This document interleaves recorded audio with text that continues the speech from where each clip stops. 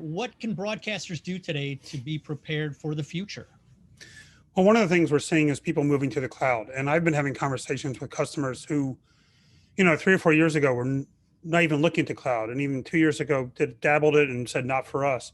And now even stations, broadcasters and station groups are moving to the cloud because they see the value. And because now that more and more of their viewers are watching through OTT platforms and therefore watching from the cloud, it makes a lot more sense for them to put their origin and everything else they're doing in the cloud than leaving it on premises where it then has to go to the cloud and make that a failure point. So we're seeing this migration to the cloud. We're seeing it rapidly snowball as it happens. And so that enables an opportunity to run pure software solutions that are running basically on cloud hardware when you need them, the way you need them, and only when you want them. And I think that's the key there. And Right. it's that And of course, flexibility. yeah, it's Yeah. interesting. I was talking to one of our speakers yesterday about the cloud, and even a couple of years ago, I guess it was 2 years ago now, because I'm thinking about IBC and NAB, you'd walk around those shows and there was still some resistance among broadcasters to the cloud, whereas those of us in the streaming industry, I mean, that's been something we've embraced for years now, right? What do you think the tipping point was that made broadcasters finally realize that the cloud was where they needed to turn for these solutions?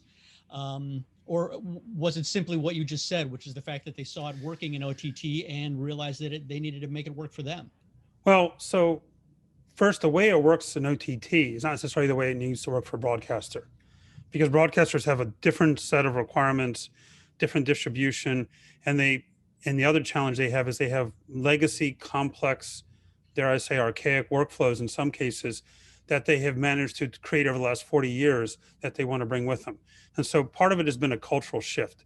Um, you know, One of the major broadcasters we're working with right now tried to move their first workflows to the cloud. That didn't work. They tried to start a new only OTT in the cloud. That kind of worked. But now they're doing a total rethink about how do I move to the cloud and leave all that baggage behind that I've built over the years and start clean. Really do a greenfield kind of conceptual of how should I build a new media factory and ecosystem in the cloud, because I think that's really key. And so we're seeing that adoption. We're seeing actual companies that have done this successfully, starting like with Discovery, who moved all their play out in the cloud. We're now seeing like Viacom, CBS, who went and bought a whole facility that HBO left when they consolidated in Hauppauge to move their entire operations, and now it's become their cloud control center because it doesn't make as much sense to be a playoff facility as it does to be a hub for managing things.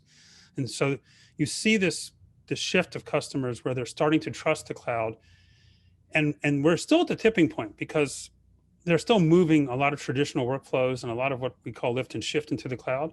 But the next phase is reinvention. The next phase is when they really stop doing the way things they have been doing them and actually think from the ground up, how should we be doing this? And I think what Todd and Neil talked about before, I actually believe that latency should stop being a problem. And this is me personally, but we actually can find new ways of building models that we sacrifice that latency to create entirely new economic and models with a whole new set of capabilities.